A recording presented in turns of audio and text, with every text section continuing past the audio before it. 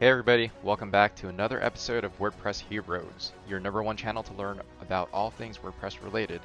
If you're new here, check out our curated playlists to help you discover all the helpful topics we cover on this channel. And now on to today's topic, what is local WP?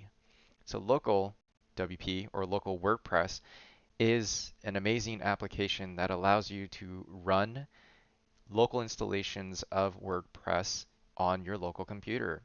So what I have on the screen here is where you would get local WordPress. It's highly recommended that you are able to install this type of application to test things out as you build the website before pushing it live into a online version, right?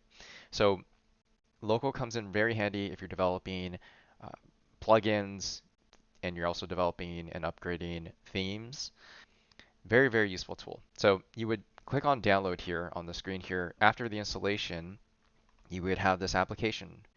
And in this application, just very high level, you would give your website a name and you would install WordPress, update it if needed. And you have links here that are very useful. So go to site folder would pull up the site architecture structure of your WordPress files. And you have the ability to open the site shell as well. Access and open your website right here. You have your site domain listed here. It's the local address because it's not on a online version. You also have other details here. I won't dive too deeply into these different items, but one thing that I want to call out here is the WordPress version. This is always good to know what version of WordPress you have on your website. Okay.